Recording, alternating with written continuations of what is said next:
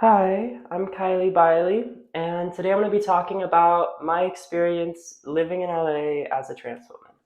While I do this, I'm also going to be doing my makeup. So I moved to LA this past August from Ann Arbor, Michigan. Ann Arbor is one of the most liberal towns I've ever seen. It's in Michigan. It's where U of M is. It's almost like performatively liberal. Like, it's where you'll go and the cis girls will be the ones who are constantly giving you the slay queen cunts, okay? Cunts. But not in like a supportive way. It's like in a behind closed doors, we're gonna call you a FA, like the same girls are the ones posting Black Lives Matter and then videos will come out of them saying the N word. You know what I mean? Because it's a liberal pocket in the middle of a huge conservative area. So what you have is you have a lot of people whose parents, made money in the rural areas, moved to the city, and their kids just got all fucked up. Um, but moving to LA, it's a lot different. Um, I wouldn't say people are more. I think genuine is not the right word, but I think honest is probably the right word. I would say since moving to LA, people who are transphobic voice that transphobia, and people who are normal are normal. You see what I'm saying? Where there's no there's less hidden transphobia, and even when people try to hide it, their subconscious shows it right away. Um, but basically, I moved here in late August to a little place in Beverly Hills. The rent was it was preposterous. It started at 1350, then I moved to a bigger room, and it went all the way up to 1550, which is just like crazy sauce. So I needed a job, and I went and first got a job at this little cafe, and it was chill. The manager stole all the front of house's tips, which was lame, and they didn't hire me officially. They would just pay me in checks that they'd written that weren't representative of the hours I'd worked. But it was chill, and the thing was, the owner loved me. Right? There was two people. It was a husband and wife team. And the guy who hired me, he loved me. He was just a very accepting guy, very nice man.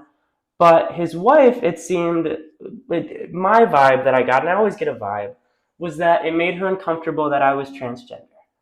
And one day, and he's the one who expected me to be at work, right? He's the one who paid me. She's the one who made the schedule. And one day, I just stopped getting scheduled. And so eventually, I went in to go get my final paycheck. And the vibe that he gave me was like, he's like, where'd you go? We needed you working. We needed people. And from my perspective, it was like, wait, I thought I'd been soft fired. So I didn't say that, but it became pretty clear to me that she'd stopped putting me on the schedule because I was trans, and she hadn't told him, and he just thought that I'd quit, which was really lame. And maybe I'm wrong about that, but in general, in these situations, I like to try to think I'm wrong because I prefer to believe that there's not so much transphobia, but usually not wrong in these situations because it's just like muscle memory, right? I just am able to recognize the patterns that I have to deal with as a trans woman. And so then I started looking for another job because I had to. And actually, I got this other job a little bit before I quit that first one. And excuse me. And I got a job at a marketing company, right? And really, I was just taking what I could get, but it was a job at a timeshare company where we go to sporting events and the mall and sell what's called vacation packages, which was a $99 hotel stay from your choice of 7 hotels.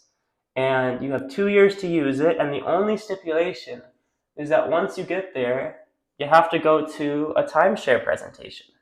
And, at first we'd go to like sporting events, we'd sell a ton at sporting events. But then the rest of the week, we just wouldn't work at all. And like girly, I was not making money. Like, it would be like, I'd go in one day, I'd make 500, and then I'd be like, okay, maybe I'll be okay. Then you go in next week, and the crowd wouldn't be as good. We'd all make 80, we'd all make, $200, hourly plus like 100. And it just, we were working like 2 or 3 days a week, and it just was not. It was okay at first, but it was not it. And then we stopped going to so many sports games and started going to the mall. and nobody bought our package, right? We get $50 commission for each package we sold. And at that mall, maybe one would be sold per week, not for me, but for the entire team. And so nobody was making money. And then they kept promising us more money. They brought us all into this meeting and they said, we're going to give you $25 an hour. And from today forward, you have this raise. And then we called corporate, turn out total lie. Lied to us about the raise. People are going to be like, go to Department of Labor. Well, yeah, actually, I need to. I still need to. Give me time, girl. Give me time. But while I was working there were some pretty awful women who I worked with, and it really broke my heart. The girls there would bully me. I made a friend there, and I found out that they would all go behind my back and talk to her, telling her that she shouldn't be friends with me, that I don't love myself because I'm trans. My boss, well, the girl who eventually became my boss, put me in a car ride where she tried to get me to say I accept Jesus Christ as my savior and rebuke my sin of being a trans woman because, obviously that's just me being lost to the devil, right? Like, obviously, have you ever seen something so demonic? Right? And I think she was genuinely scared that I was corrupting this other girl and gonna steal her soul for the devil. And I'm like, bitch, I do that on Tuesdays. I'm just trying to live my life the rest of the days of the week. If you want to go sacrifice a goat with me, we can do that, but not, it's not it. And so yeah. And basically what would happen is they would just say horrible things to me. I would get scrutinized and nitpicked to a level I've never dealt with, really just by this one woman and then another woman who was under her. The first one, it got so bad and so visible that eventually my boss eventually she resigned after I reported what happened to my boss. But really, she clearly got fired, for transphobia. Because it was terrible. What had happened is she called my boss on my behalf. She said, I'm going to call the boss and say that you're asking about pay. And I was like, hey, wait a minute. I'm not, though. And she goes, yeah, we all want to know. She's like, yeah, but I'm going to call her. You love to call her so much. And I'm going to tell her, because I had a great relationship with my boss. My boss liked me. I'd called her and I'd been like, hey, any way we could get the lead, earlier in the day. I was like, hey, Micah, I just wanted to touch base with you. I was hoping that we could get the leads list because maybe that would help us close some sales.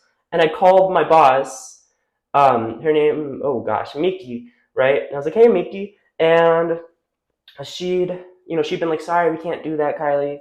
And then the other lady, I told the rest of the team, I was like, yeah, I called about the lead list. Unfortunately, we couldn't get it. Made my boss so mad.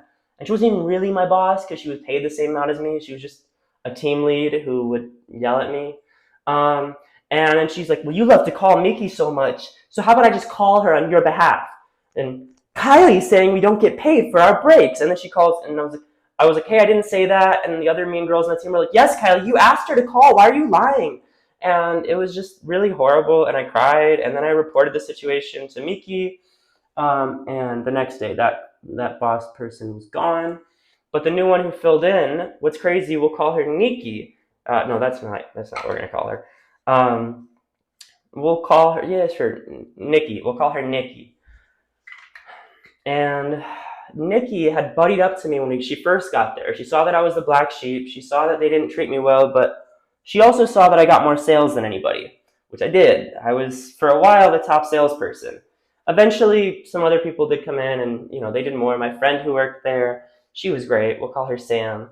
But Nikki, her entire personality changed when she got promoted. And she started being mean to me because it made the rest of the team like her more.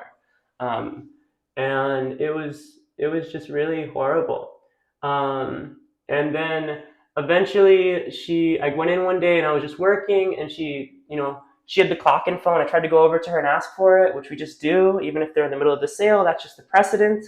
And then she went to my boss, she was like, yeah, Kylie told them it's a timeshare, and she tried to get the phone, she interrupted me, and she was so rude and she was cursing, and then I was like, no, none of that happened, and none of it had happened, and I tried to protest, but she just barreled through.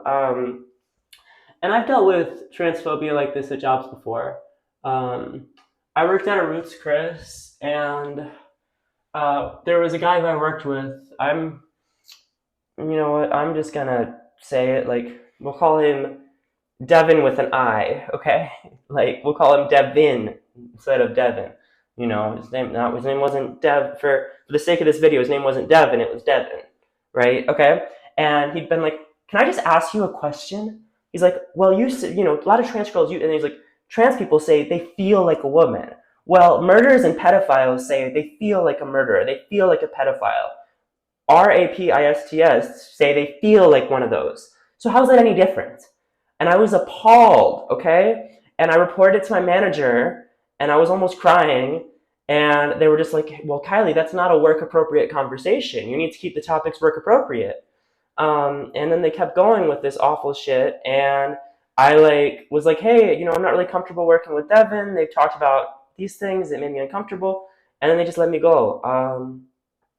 And so one thing I've realized is if you're working as a trans woman, you have to realize that you're expected to put up with people being transphobic.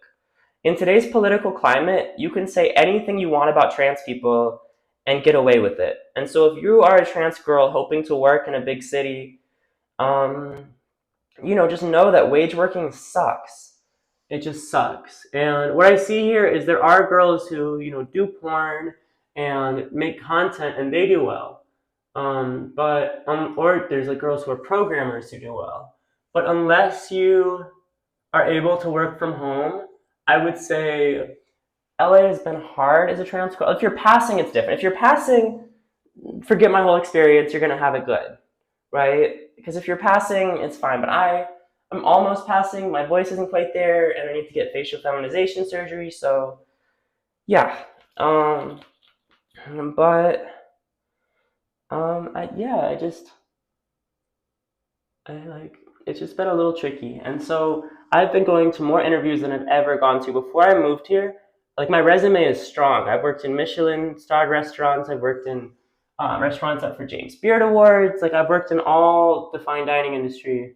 And before I moved here, every single job I would interview for, except for one that I didn't want. When I was in high school, there was a Domino's interview, and I already had a better job, and I was just like, I don't want to do this. But I felt bad because it was too late to cancel, and I was like baked, so I just went in. It was clear that I was baked. It was clear that I was just going in to be nice, and they were just kind of like, "You don't really want this, do you?" I was like, "No, I already have a job. I just didn't want to waste your time."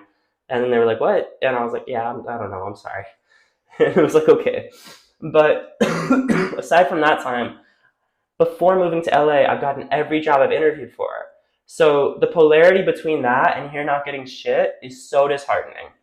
I think one of the contributing factors is certainly that I'm trans, but I don't think that's the entire cause. I think also here there is just much steeper competition for all the jobs, for all people, because I think there is such a huge population and there's so many people applying to each job but like at the same time, if my resume is great and you are a cisgender heterosexual male who's a little transphobic, or a little uncomfortable by trans people, right? Because that's what we call it. You're not quite comfortable. Are you going to hire the guy who has slightly less experience or the trans girl who has all the experience? You see? And so, although it might not be causation, it is a huge contribution that is likely the deciding difference. And that sucks. That always hurts and that always sucks. And there's been so many times that I'll go into an interview and the hostess will sit me down and, on my resume, of course it doesn't say that I'm trans. Because if it said that I'm trans, they wouldn't give me any interviews. Because managers don't hire people who disclose these things because then they're seen as a problem and they're seen as going to cause a headache. Because if you feel the need to express your gender identity, the idea is that you're just going to cause a headache. This is kind of a rant. I didn't expect this to be such a rant. And it's just it's just really frustrating because I'll go in and the host will sit me down, and usually the hostesses are younger women, and young women who tend to be pretty nice in West Hollywood and Hollywood and Silver Lake. In Beverly Hills, not so much. In Beverly Hills, there's definitely a old-fashioned bigoted. We can call it old-fashioned, or we can call it old Catholic bigotry, right? Which is really just old pagan bigotry, right? Which is just burning witches, right? Right now, trans women are witches in the conservatives' eyes. You know, they're literally looking at us and being like, "Oh, that's Baphomet," and like all this fucking crazy shit. Speaking of, so many people associate transness with literally like Baphomet the demon.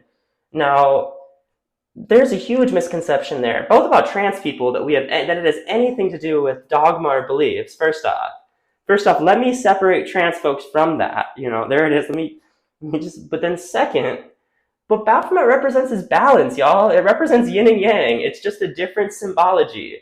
Like anyone who worships God, like in that book is all that shit about the devil. If you worship the Bible, you worship God and the devil. If God praises the good people, the devil punishes the bad people. These guys are working together. They're probably a married couple. Like chill, y'all. Just think critically for a second. And I think that's what it is. I think most people take in the media and they don't think critically. And if you're someone who, has a sense of humor, you can watch things like a Dave Chappelle special and be like, oh, okay, that's kind of funny, but, obviously he didn't mean all that shit, He is a man, so he probably could have done a lot better than how he did. But you'll also be like, but it's jokes, and his job is to be controversial, and he's a comedian. If you're watching that and you are a conservative, just a dumb guy, you're a dumb guy, but they're cutting their dicks off, and hey, welcome. You'll be like, they're cutting their dicks off to full guys, that's real. Like, that's genuinely what you're gonna believe if you're a dumb guy. And taking into account it's okay to be a dumb guy. It's okay. And if you're watching this and you're one of those dumb people who's ready to put, man, you'll never be a woman in the comments. Well, it's okay. That's not okay. That's fucked up because you're just being an asshole. But it's okay because I can tell you right now, it comes from a place of projection. If you're a woman and you're against trans women, at some point, someone's threatened your femininity. And now you're trying to take it out on us for some insane reason. And if you're a man and you're attacking trans women, someone's, made you feel bad about your sexuality and so you're outwardly projecting it. And this is what transphobes don't get, right? It's that the people who aren't transphobic are also learning to accept y'all. Because people who are transphobic are closeted, almost exclusively, okay? They're usually not trans, but the men who are transphobic are usually deeply closeted gay men. And so if you're one of those guys who acts transphobic, you best believe your family, your friends, the people around you are like, yeah, that boy's gay. like understand. You're establishing yourself as a closeted gay guy. They're like, okay, well, 5 years from now, he's going to apologize for all this awful shit and, come out as sucking dick. Like, that's like literally. Because why the fuck would you attack someone else for their lifestyle? For no reason, right? And if there is a reason, it's definitely an internal reason. I'm of the opinion that all we can do is share our internal world. Now, besides working, I will say LA's been great. I love it here. I'd say, when I go to clubs, when I go to social things, when I go walking, anything I do in my day-to-day life is great. I stay away from transphobic areas. If I go to Beverly Hills, I'm going to get some looks. But depending what situation I'm in, right? Because really out here, money talks. And if I go to a nice restaurant in Beverly Hills, well, I'm going to get treated like I have money. And so they want my money, so they're going to respect me, right? Respect is very much bought out here. But if I go to West Hollywood or I'm just taking a walk, it's all good. The only place that it's really been bad out here has been working. And I've had the worst work experience I've ever had in my life out here. But other than that, I love LA. I think, I love that you can go anywhere at 2 a.m. and you could get Ethiopian food at 2 or Chinese. You can get any type of food you want, any type of time of the day. And that's a beautiful thing. And I think that LA is an awesome city, but it's a city where you really need money, right? Because people will respect you or people will treat you with respect if you have money. And it's because we're monkeys and we think in numbers. And honestly, like if you're a trans girl thinking about moving to LA, if you don't have money saved and your plan is, well, I'll just find a job, wait and save. If you have money saved, go ahead, but be careful when you're getting a job. Don't take the first job you can get, but instead shop around and just find what feels right for you. because I truly do believe had I come here with more money saved, it would have been a much different story. I think in that case, I would have been able to, shop around for a job that was more accepting, maybe get something in West Hollywood. Um, but those jobs get snatched up like so quick, and they're not even on like listings because people, the LGBTQ community picks up the jobs where it's best for us. And so overall, I know this was a bit of a rant, but that's been my experience working and living in LA, plus my makeup. Here, I'm going to show you what the makeup looks like.